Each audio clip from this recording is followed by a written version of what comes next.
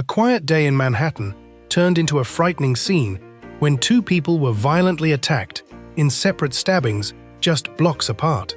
Was this a random act of violence, or was there a deeper motive? Here's what investigators say really happened. It was Thursday afternoon, July 23, 2026, on Manhattan's Upper West Side, a neighborhood better known for tree-lined blocks near Central Park than for violent crime.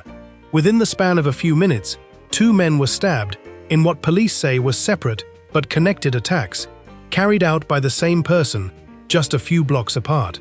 The attacks happened to fall on Tisha B'Av, a solemn day of mourning and fasting on the Jewish calendar, a detail that added another layer of significance once investigators learned one of the victims was a Jewish man who had just left synagogue. Within hours, NYC Commissioner Jessica Tisch was addressing reporters directly, and elected officials, including New York City's mayor and the state's governor, were publicly condemning the attacks. What began as a local police response quickly became a story followed nationally, as investigators raised the possibility that the attacks were motivated by hate. If you're new here, subscribe for fact-based true crime breakdowns like this one. According to the NYC, the first call came in at approximately 1:31 p.m. Attack 1, West 84th Street and Central Park West. Police say a man was stabbed near this intersection, across from Central Park. Witnesses and the victim reportedly told police the attacker shouted, "Allahu Akbar," during the assault. Attack 2, West 86th Street and Amsterdam Avenue, roughly 2 blocks north. A second man, described by police as 50 years old, was found with a puncture wound to his torso. Investigators said the wound was consistent with a screwdriver rather than a knife. He was transported to Mount Sinai Morningside Hospital in stable condition.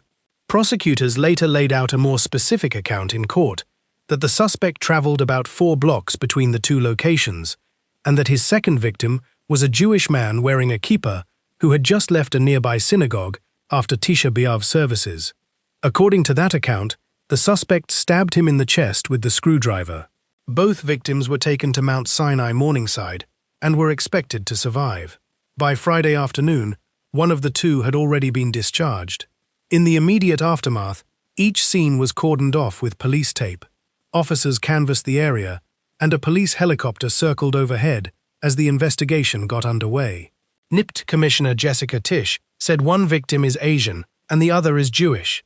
Investigators have said there is no known connection between the suspect and either victim, and no known connection between the two victims themselves. Meaning, as far as police can tell, both men were selected essentially at random by the attacker. A friend of the man who was discharged from the hospital spoke briefly to reporters, expressing relief and hope for his full recovery, but did not share further personal details. And out of respect for the victims, neither will we. Police identified the suspect as 51-year-old Raul Morales.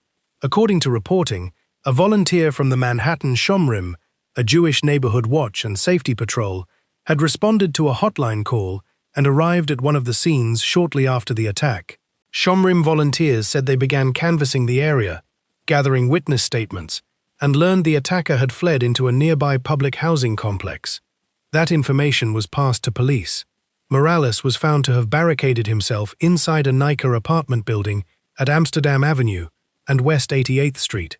After a brief standoff, he was taken into custody by the NYPD's Emergency Service Unit, the department's specialized tactical response team, without further injury to anyone involved. Commissioner Tisch specifically credited what she called the bravery of a good Samaritan who helped lead officers to Morales' location, along with the officers who resolved the standoff safely. Charges announced, Morales was arraigned and charged with 2 counts of second-degree attempted murder as a hate crime, first-degree assault as a hate crime, second-degree assault as a hate crime, attempted first-degree assault as a hate crime, criminal possession of a weapon. A judge ordered Morales held without bail. It's worth being precise here. These are charges, not a conviction. Morales is entitled to due process, and what follows in this video reflects allegations made by prosecutors and statements from police, not a finding of guilt. If this kind of fact-checked case breakdown is useful to you, hit subscribe and turn on notifications for when we cover new cases. This is the part of the story that requires the most care, because there's a real difference between what's confirmed and what's still being assessed. What's confirmed, according to police and prosecutors, witnesses and victim statements indicate the suspect shouted, "Allahu Akbar," during both attacks.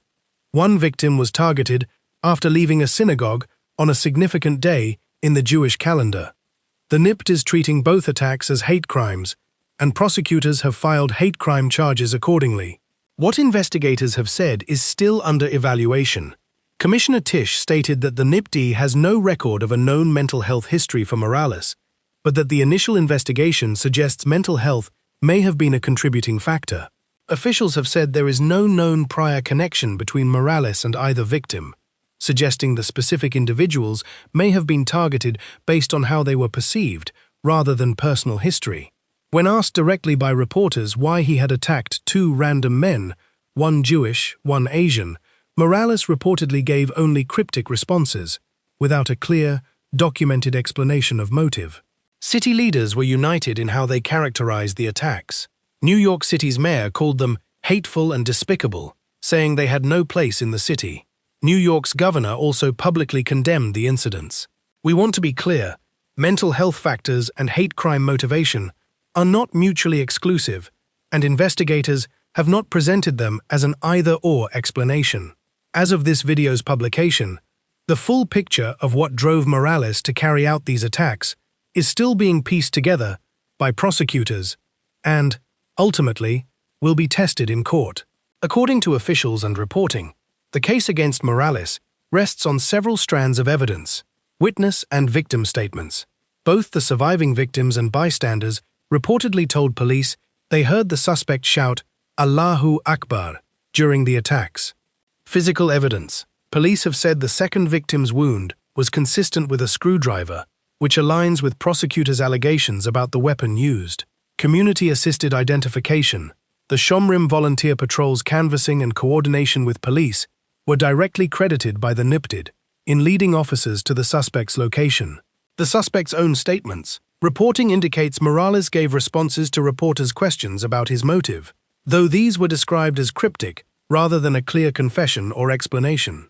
At this stage, there's no public confirmation of surveillance footage capturing the attacks themselves. If and when that becomes part of the public record, it will likely surface during pre-trial hearings. As of this video, Raul Morales has been arraigned and is being held without bail, with the case moving through the Manhattan District Attorney's Office. Given the hate crime charges and the high public profile of the case, further hearings are expected, and prosecutors will need to build their case for trial, a process that in New York City can take months. We'll be following this one, and if there are significant developments, additional charges, evidentiary hearings, or a plea, we'll come back to it. Attacks like this ripple outward well past the two men who were hurt.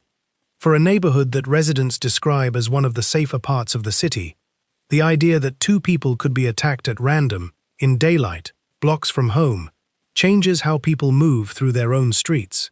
It also lands inside a larger, ongoing conversation about hate crimes in New York City.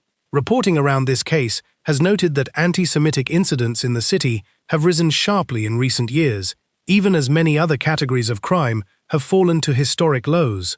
A contrast that makes cases like this one resonate beyond the immediate neighborhood. None of that context changes what a court will ultimately decide about Raul Morales specifically, but it's part of why this case, from a quiet Thursday afternoon on the Upper West Side, became a story followed across the country. As investigators continue to piece together the full picture, many questions remain. We'll continue to follow this case and provide updates as new verified information becomes available. If you found this breakdown informative, subscribe for more fact-based true crime investigations, and leave your thoughts in the comments below.